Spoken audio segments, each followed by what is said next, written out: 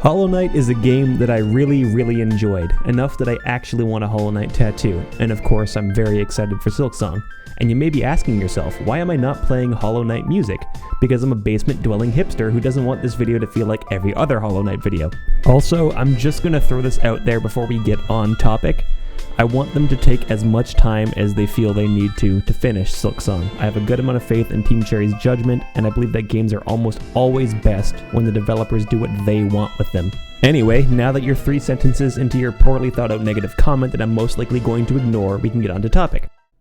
Alright, as much as I love this game, I found it pretty difficult to not let my frustration overtake my enjoyment when trying to navigate the world. My ability to remember certain locations and their features is not that great, so I frequently forget what's at the end of a lot of dead ends in Metroidvanias. So if there's a route that's mandatory for progression that requires a double jump, I'm almost certainly going to forget which route that is, especially in a world as big as Hollow Nest. At the beginning of the game it's not too bad, but once you've explored the better part of the Forgotten Crossroads, you're going to find 4 or 5 dead ends. And the more areas you explore, the more dead ends you're going to find. Sure, you can say just explore the dead ends then, but the problem is that many of these dead ends still can't be explored because you lack the item required. So the dead end will just stay as a dead end on your map until you get the item, then come back and explore it. If I'm trying to find a way to progress to the next area, I'm going to have to check out each dead end, and there's a good chance I will have forgotten what's at the end of most of these dead ends, and thus, there's a good chance that I will check out 4 or 5 dead ends in a row with no success.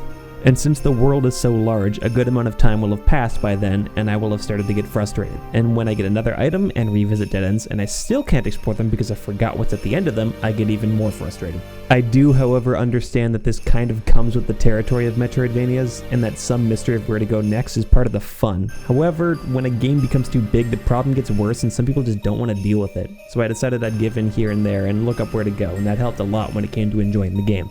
I still do believe that going in blind is better for the experience overall, so I tried to limit looking up guides to when I stopped having fun.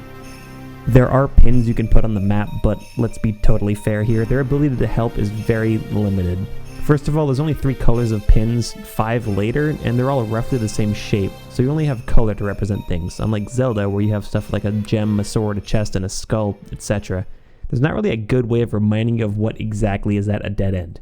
How would you use those pins to indicate a large, wide chasm, a spot too high to jump, a floor you can't smash through, the shadow barriers, a spot to wall jump, a door you can't get past, an enemy you can't get past, a spot with a specific kind of item required to unlock it, and a spot where you have to swim in acidic water? That's 9 different items or objectives required to traverse an area when you only have 5 different pins. You might still only have 3. I was able to find 6 of those before fighting a single boss or buying a single pin. And before anyone tries to pretend like they're smart and say, "Oh, you just go around the place and unlock the door, you muppet," or "The vent for speed, it's one of the first abilities you get in the game, you idiot." Yes, I know, the examples were just for a visual. I've beaten Hollow Knight before. I have like 50 hours in the game. Your comment isn't helpful and no one will have sex with you for it. I understand that you're almost certainly never going to find 9 different roadblocks at once. That's not really the point I wanted to focus on. The point was that I showed 9 different kinds of roadblocks when you only have a maximum of 5 colored pins that are all circles. So it's difficult to represent each kind of roadblock in a way that makes it easy to remember what was there. You can use pins to mark dead ends, but the map already does a decent job of showing where current dead ends are by having the map just being unfilled. And even then, you have next to no options to indicate what kind of item you need to progress, and when you don't know what kinds of traversal items the game has, it gets even more confusing. There's a good chance you'll end up backtracking to the same spots more than once before getting the required item because you forgot what was there. But there was something else that drove me to use guides more, and that's the map system. I'm going to be totally honest, I really don't like the map system in this game, and it's more than my issues with the pins. I think it's fine once you have a map for each area in hand and are using the compass, but I really do not understand why you need to find Cornifer to be able to start mapping out an area. Like I said, this game is huge, and there's a good chance you'll miss Cornifer. Even with the singing and the Trail of Papers, there are some areas that just don't do a lot to guide you to him. Sometimes there's no Trail of Papers to follow until you get 1 room over from him, and in the case of the Deep Nest, he doesn't sing. You can buy the maps from Zelda and Dirtmouth, but only after Cornifer has left the area, and they cost more. But beyond that, why can't I fill out the map myself? The knight already fills out the map for areas Cornifer hasn't explored, so why can't he just, buy some paper like a fucking normal person and fill out the map himself? I think I would personally prefer it if finding Cornifer added some points of interest to your map.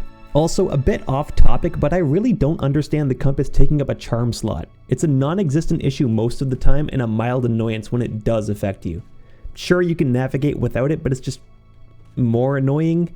Exploring while having one less charm that you wanted really isn't that much worse, and when I do take advantage of the extra charm slot, it's for bosses, in which case I memorize the path to the boss anyway. Personally, I just don't think it offers any genuinely interesting decision making. I think the charm slot system on its own is enough. Even if you say you're rewarded with an extra charm slot for knowing the map, it's only one slot, so it's not that big of a deal. I don't think just having the compass take 0 charm slots would really be an issue in the slightest. I've seen some people say it's some kind of genius kind of decision, but I just don't see it. But if you like it, gnarly. Another mechanic that pushed me to use a guide was having to find a bench to fill out the map. This on its own isn't too bad, it's just that it's being combined with the other issues that I mentioned. The map is huge and it can be difficult to find important things in it. You also need to find Cornifer to fill out the map. You also need to sit at a bench to fill out the map after you've found Cornifer. You might need to unequip a charm to use the compass. You also might need to pay for the bench you need to fill out the map. And if you don't have the money to pay for the bench, you have to go back and grind. And if you die while grinding, you have to find your way back to where you were into an unfilled area. And if you died before you found Cornifer, now you have no idea where your shade is. You can talk to a specific NPC to summon your shade, but you might not know about that since everyone tells you to play the game blind. But you still have to venture into the unmapped area because you can't fill out the map if you don't have the one from Cornifer. You may be thinking I'm just being dramatic and making up a very rare scenario, but this situation happened to me, and I've heard it happen to other people, and I really don't think I should be getting this annoyed at a game everyone calls a masterpiece. Before you get upset, let me remind you that I do love this game. I just found the mapping system to be too many complications at once. That problem didn't affect me when I started using guides in the instances I got upset, and I continued to love almost every other aspect of the game. In fact, I highly recommend this game because I think that many people would love it, and that Team Cherry deserves love for what they've created. I'm not sure if I would classify Hollow Knight as a masterpiece myself, but damn, do I understand why some people do.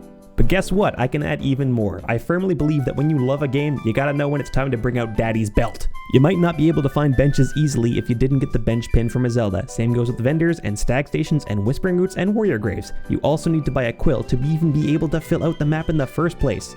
Sure, these last few things might not even be an issue if you just bought them. But why even bother making the potential inconvenience at all? Why not just sell the player a map kit from the start? Here, let me throw you a curveball and say I kinda like buying different things to upgrade your mapping system. But I also understand that there are plenty of people who don't like it, and that's why I brought it up. And I do understand it kinda just boils down to a money sink at the beginning of the game.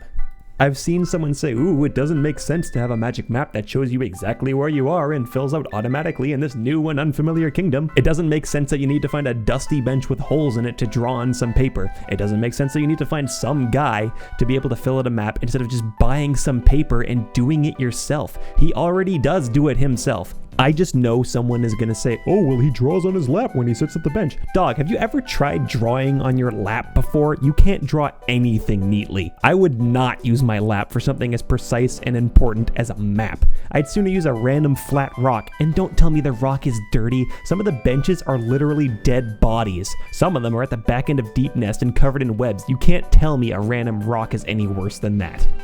Guys, it's a video game. You can take creative liberties. Symphony of the Night automatically fills out maps and people suck that game's balls like cream eggs. Actually, the game literally has a magic map that shows you exactly where you are. It's called the Wayward Compass. Oh no, not magic in my video game with literal magic. Like I said, a lot of these are just small things, but when they all come together at once, it just becomes needlessly annoying. I do understand that some people like this system and the feeling of being lost, but I just found it frustrating, so I often ended up just looking where Cornifer was, then closing the guide and exploring the rest of the area myself. I think I would have enjoyed the game more if I could just fill out the map myself. It's just too many inconveniences all at once in the map system. Alright, I want to talk about items and upgrades now. The game is pretty difficult at times, and if you go for some of the optional content, very difficult. You can explore the world to find more upgrades, but to be honest, I really don't feel like sniffing every wall in this giant map to find those upgrades, and I really don't think that's unfair. So I ended up looking up a guide for the items that I wanted, and I enjoyed the game more. I really do not enjoy pseudo-aimlessly sniffing around every area in a game this big trying to find items to make one fight easier. Oh look, a charm that isn't useful. Oh look, it was just Geo. Oh look, another charm I don't care for. Oh, a mask shard. Now I need 3 more. Oh look, you get the idea. Beyond that, some of the optional content is just difficult to find. So you look up a guide for all of that too.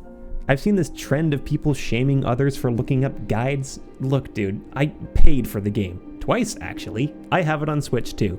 I even tell people I really love the game. I even recommend it to other people. Yet you'll get both YouTubers and random commenters trying to spit off this moral high ground over a cute $20 bug game. Stop using guides, you're ruining the game for yourself is a common talking point that I see. I can agree with this to a point, but at the end of the day, I just think people need to enjoy video games. If I'm actively getting frustrated at a game because I don't like some of its systems, and looking up a guide allows me to enjoy the game, why is that an issue? Some people will argue some games just aren't for you. Dude, that's like arguing that pizza isn't for you because you don't like pepperoni. You just change one thing and suddenly you're enjoying it. You do realize a game is more than just one aspect that you didn't like. I played Hollow Knight mostly for the atmosphere, art design, and music, while also getting some fun beating bosses, filling out the map, kicking Radiance in the taint, going through Grimtrope, and giving up halfway through Godhome because I think I've had enough of getting my cheeks handed to me in a McDonald's bag. At the end of the day, I think it's best if people try to play a game blind at first. Being surprised by the content, not knowing what to expect, finding things on your own are all amazing things you can experience with video games. But once you stop having fun with the product you paid for, it's totally fine to seek some help if it means having fun. Don't let random people on the internet tell you that you aren't allowed to do what you want with something that you paid for. People buy cucumbers for alternate purposes, and guess what? That's fine. I don't care if you want to wall hacking God mode through the game as long as you're able to appreciate the great parts of it and that you had fun. Life is a pain, school sucks, work sucks. Sometimes you have other crap going on, and sometimes you really need a cucumber. And sometimes the cucumber has caused you great anguish. Give Hollow Knight a shot. It's a steal for the price. Like I said, I got like 50 hours in the game and I'm down to play it again. Thanks for watching. Like and subscribe and all that.